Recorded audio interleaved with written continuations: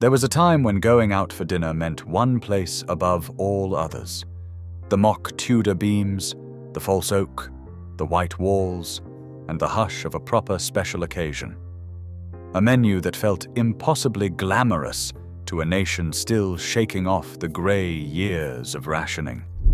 For 3 decades, the Berni Inn was where Britain learned to dine out. The prawn cocktail, the sizzling steak, the Gateau that tasted of pure sophistication. We are counting down 25 forgotten Berni Inn dishes that turned an ordinary Saturday into the big night out. From the Schooner of Sherry to that final Irish coffee, each one tells the story of how a nation fell in love with eating out. Let's begin our countdown with number 25. Number 25. Brown Windsor soup opened the meal for a generation that had never been offered a starter in their lives. Thick, dark, and faintly mysterious, it arrived in a shallow bowl with a bread roll and a curl of butter, steaming under the dim glow of the wall lamps. The recipe was humble enough: beef stock, onions, a thickening of flour, perhaps a splash of sherry stirred in by a chef who fancied himself continental. But to a family in 1962, paying around 5 shillings for the privilege of being waited on, it felt like luxury itself. The waiter ladled it from a tureen at the table, and children sat up straight on their best behavior. Oral histories recall the ritual of it, the careful spooning away from yourself, the worry over slurping. Soup of the day, listed for 55 pence on later menus, was the gentle overture to an evening that already felt like an occasion before the steak had even reached the grill. Number 24. The Schooner of Sherry was how a Berni evening truly began, long before anyone had heard the word aperitif. With no elaborate cocktail list to fret over, the choice was simple and reassuringly small. Fino if you fancied it dry, cream if you had a sweeter tooth, poured into that distinctive wasted glass and set down with a flourish. For many British diners in the 1960s, this was the first alcoholic drink they had ever ordered in a restaurant, and the moment carried real weight. Fathers loosened their ties. Mothers, hair set for the occasion, sipped slowly to make it last. A schooner cost only a few pence, yet it bought something priceless, the feeling of being someone who dined out. It was sophistication you could afford, served in a glass you would never own at home.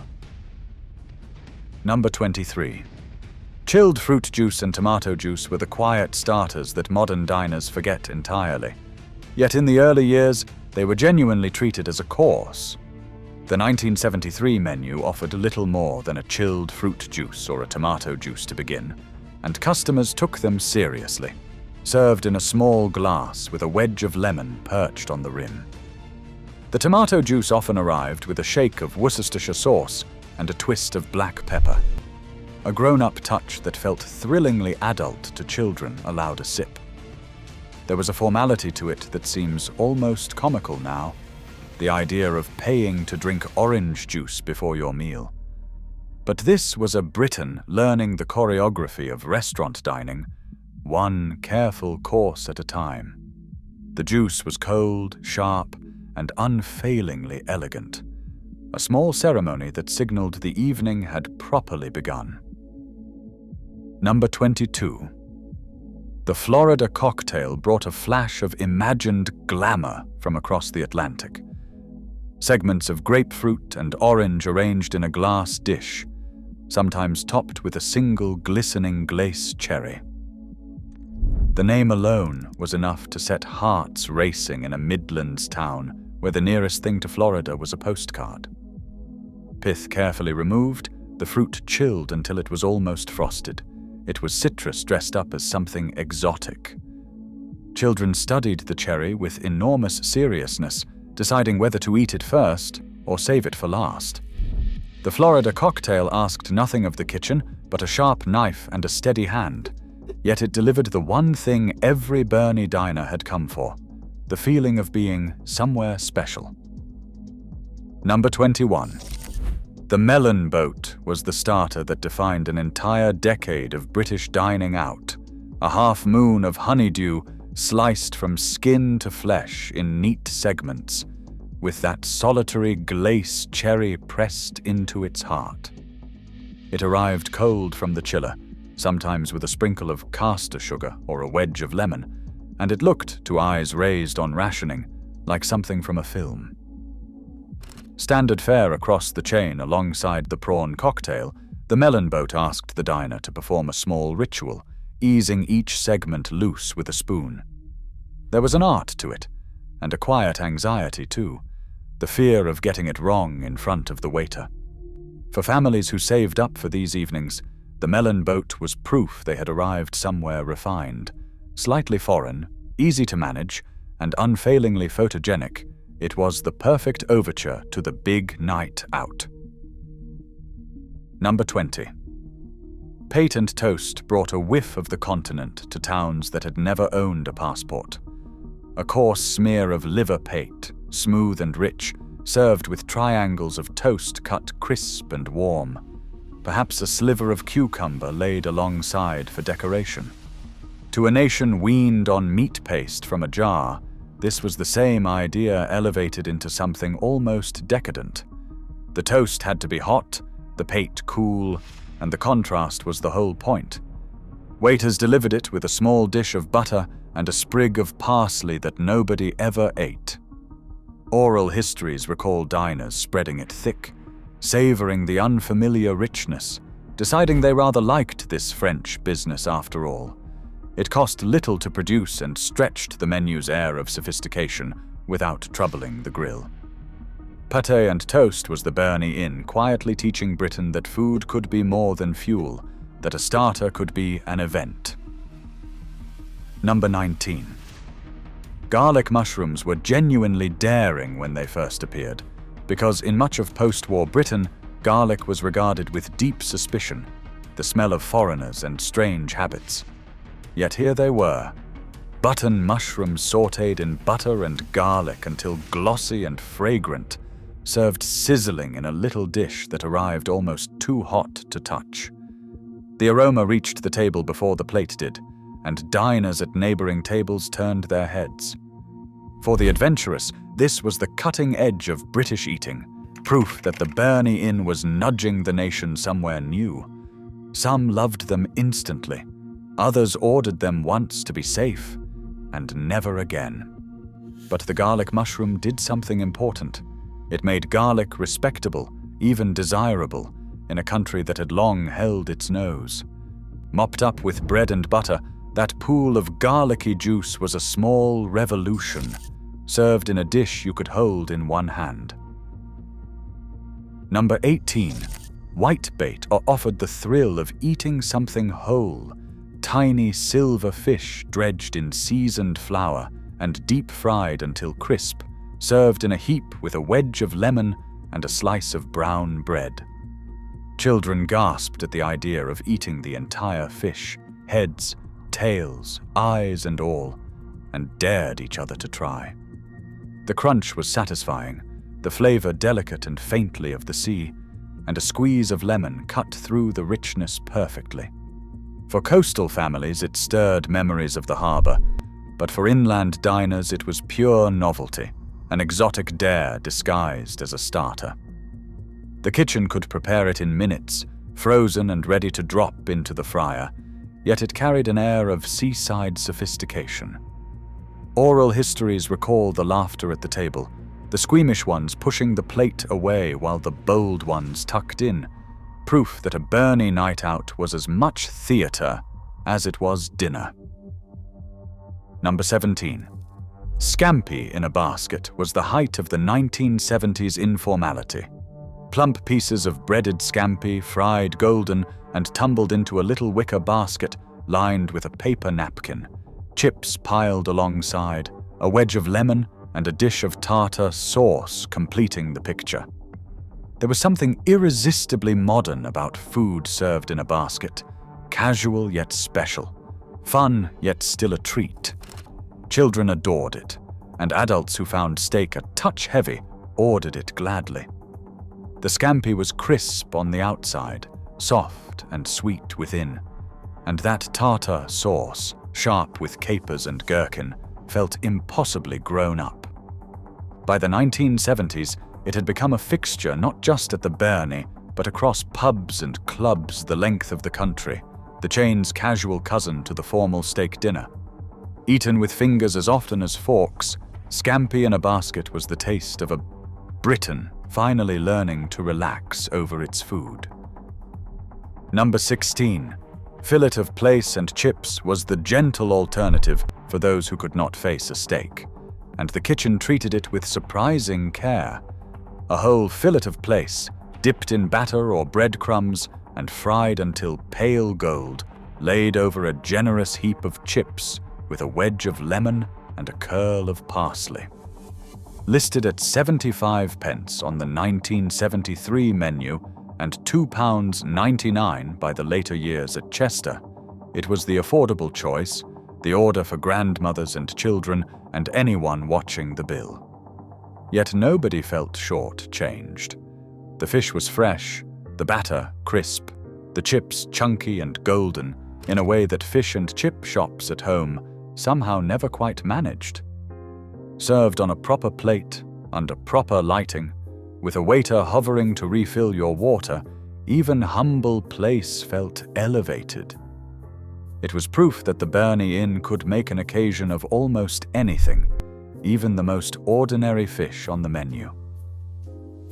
Number 15. Chicken in a basket carried the same cheerful spirit as its scampi sibling. Half a roast chicken or a portion of fried pieces nestled in wicker with a mound of chips, designed for eating with your hands and your inhibitions left at the door. By the early 70s, it had swept across Britain's pubs, clubs, and steakhouses as the very symbol of informal dining, and the Berni embraced it wholeheartedly. The chicken was crisp-skinned and juicy, the chips hot and salty, and there was no fuss about cutlery or etiquette. For families with restless children, it was a blessing, a meal that asked nothing more than enthusiasm. Cabaret clubs served it, holiday camps served it, and a generation came to associate that little basket with a good night out. It looked exotic and felt indulgent, yet it was simplicity itself. Chicken in a basket was the Berni Inn telling Britain that dining out could be a laugh, not just a ceremony. Number 14. Gammon steak and egg was the everyman's main. A thick slab of gammon grilled until the edges caught, topped with a fried egg or a ring of tinned pineapple, served with chips and a grilled tomato. Priced at 90 pence on the 1973 menu, it was the order for the man who found steak a touch rich for a Tuesday, but still wanted something hearty and hot. The pineapple ring was the signature flourish, that sweet and salty combination feeling thrillingly modern, a touch of the tropical, washing up in a Tudor-beamed dining room in Doncaster. The egg yolk ran golden across the plate when pierced, and the gammon was salty enough to make the chips sing. Fathers ordered it without a second glance at the menu, year after year. It was reliable, generous, and unpretentious, the dish that proved the Berni Inn could feed a working man as happily as it could impress a courting couple. Number 13. The mixed grill was the order for the truly hungry. A groaning plate that piled a small steak, a chop, a sausage, a kidney, a rasher of bacon, a grilled tomato, and a flat mushroom into one glorious heap. It was excess made respectable, a celebration of plenty in a country that had so recently counted every ounce. Diners who had grown up sharing a single joint between a family of 6 looked at this abundance and could scarcely believe it. The grill hissed and spat as the chef worked, and the plate arrived almost too heavy to carry, fringed with chips and a watercress garnish nobody touched. It was the big spender's choice, the order you made when the bonus had come through or there was something to celebrate. Oral histories recall the challenge of finishing it, the loosened belts, the contented groans. The mixed grill was the Berni Inn at its most generous, a monument to a nation that had finally stopped going without. Number 12. The Berni chip deserves its own place on this list, because these were not the limp offerings of a tired cafe. Thick cut, fried until the outside turned crisp and gold, while the inside stayed fluffy and soft. They came heaped beside every main on the menu, included in the price, and replenished without a fuss. There was a consistency to them across every branch in the country, the same satisfying crunch in Bristol as in Bradford, a uniformity that was the secret of the whole operation.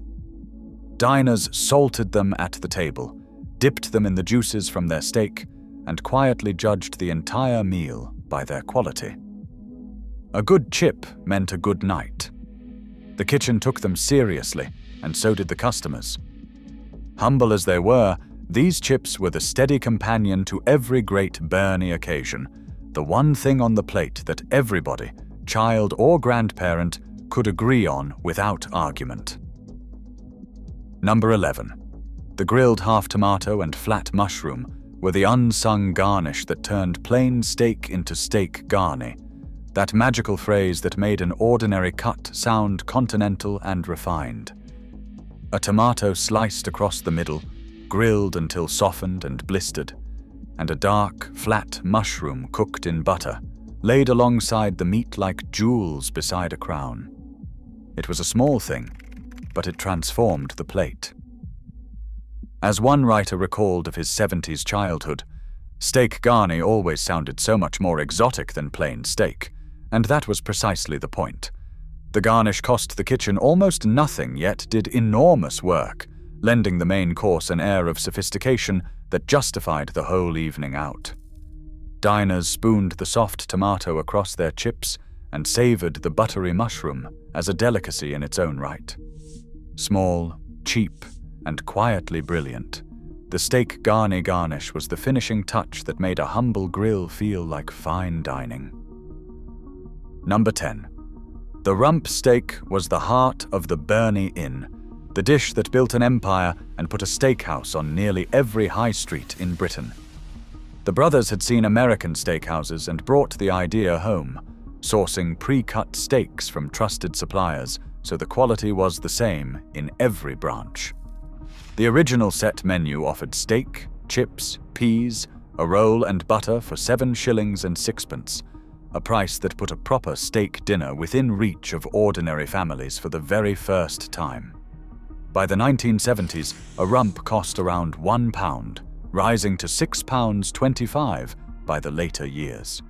It arrived flashed under a fierce grill, charred outside and pink within, and for many diners, it was the first steak they had ever eaten anywhere but at home.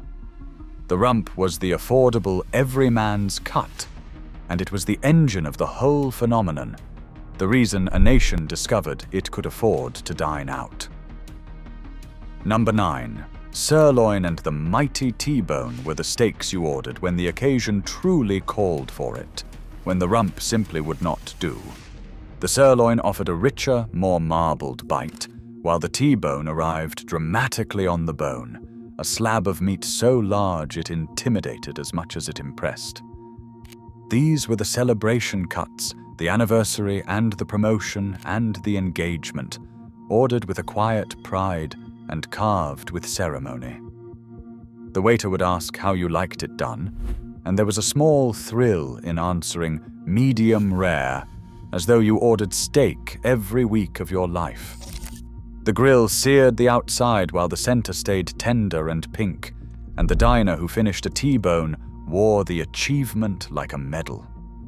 For a generation that had grown up rationed and careful, sitting before a steak this size was almost overwhelming, a vivid taste of plenty that the Berni Inn served up night after night. Number 8. Steak Diane was the showstopper, the dish that brought genuine theatre to the table when the lights were low and the night called for drama. Thin slices of steak cooked in a pan of butter, mustard, Worcestershire sauce and cream. Then, at the grander branches, set alight at the table side, in a leaping blue flame, that drew gasps from every corner of the room. The flambé was pure performance, the waiter tilting the pan, the flame roaring up, the rich aroma of brandy and seared beef rolling across the dining room. Diners who had never seen food set on fire watched transfixed, and the couple at the next table immediately wished they had ordered it too. It cost more, naturally, and it was reserved for evenings that mattered. Steak Diane was the Berni Inn, understanding something profound about dining out, that people came not just to eat, but to be transported, to watch and to wonder. Number 7. Peppered steak, or steak au poivre, was the order for the diner who fancied themselves a touch more worldly. A steak pressed with crushed black peppercorns and finished in a creamy, brandy-laced sauce that prickled the tongue. The pepper crust crackled and bit, the cream soothed, and the whole thing tasted unmistakably of somewhere more glamorous than home. To pronounce au poivre at all was a small act of bravery, and getting it right earned a quiet glow of satisfaction. The sauce pooled around the chips and turned even those into something special. It was a dish that flattered the diner, made them feel knowledgeable and adventurous, exactly as the menu intended. Slightly foreign, easy enough to learn for next time, it embodied the Berni genius for serving sophistication that nobody needed to feel nervous about. Peppered steak let an ordinary Saturday night customer feel, for one evening at least, like a seasoned diner of the world.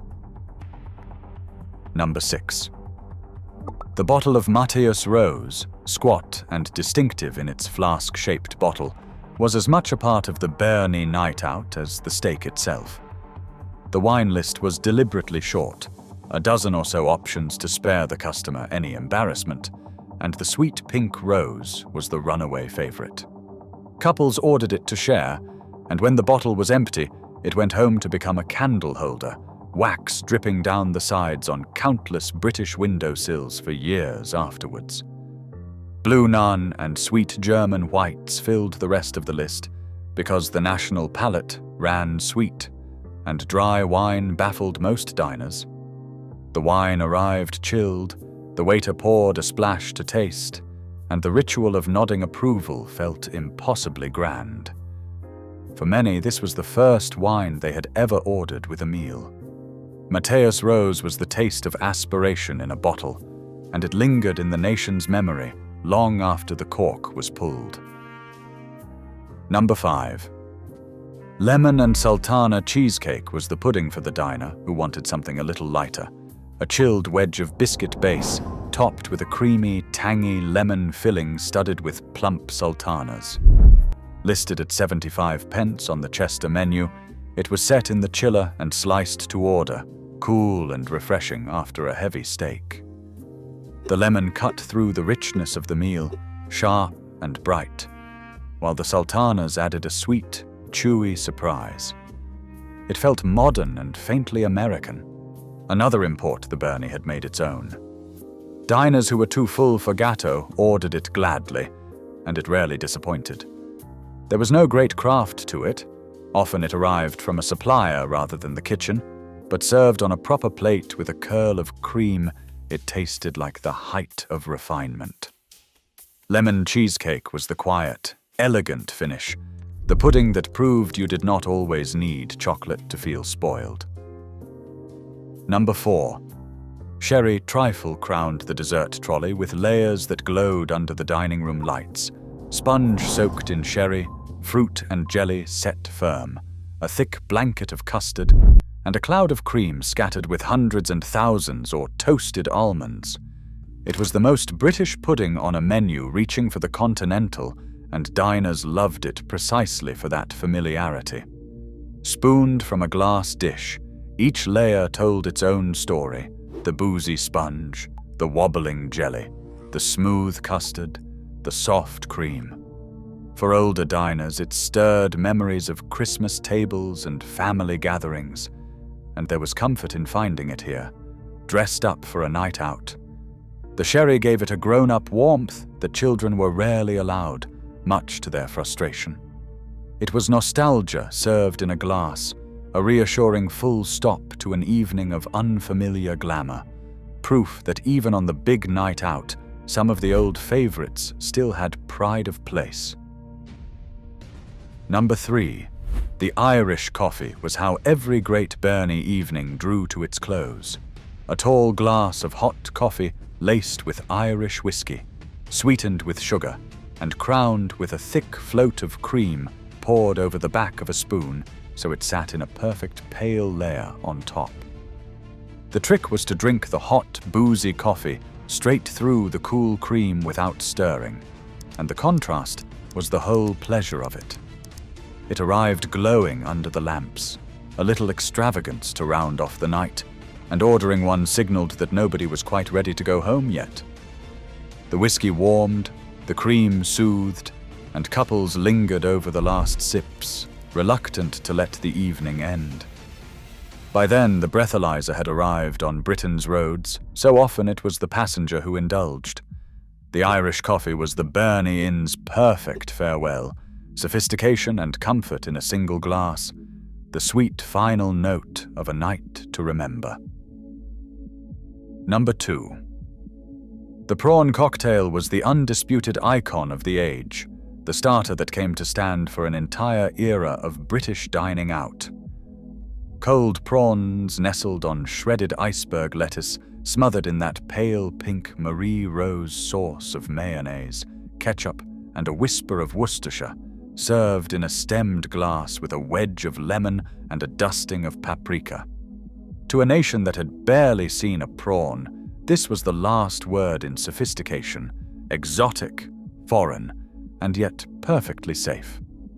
It was, alongside steak and Gateau, 1/3 of what became known as the Great British Meal, the most ordered combination in the country well into the 1980s. Diners felt continental simply holding the glass. The sauce was sweet and tangy, the prawns cool and snapping fresh, and the whole thing felt like a small luxury earned. The prawn cocktail was aspiration on a plate, the dish that taught a careful, rationed nation how to indulge. Number 1. And finally, in first place, Black Forest Gateau crowned every Berni night out and became the single most powerful symbol of the entire era.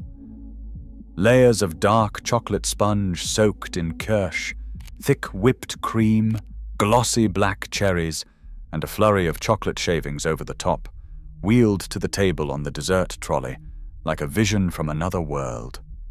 To diners raised on rice pudding and stewed fruit, this was almost impossibly glamorous, a taste of the continent that felt like the future itself.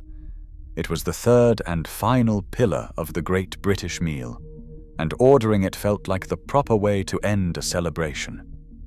The cherries gleamed, the cream was cool, the sponge carried that faint, grown-up warmth of cherry brandy. For 3 decades, it was the dessert of choice for the nation's special occasions. When a 1989 survey found its popularity had suddenly collapsed, it marked the quiet end of an age. Black Forest Gateau was the big night out, in a single, sumptuous slice. So there you have it, 25 forgotten dishes from the Berni Inn, the place that taught Britain how to dine out. The brothers Frank and Aldo Berni took a £300 inheritance and built the largest food chain outside America, and for a while every special occasion smelled of grilled steak and sweet sherry. Which one takes you straight back?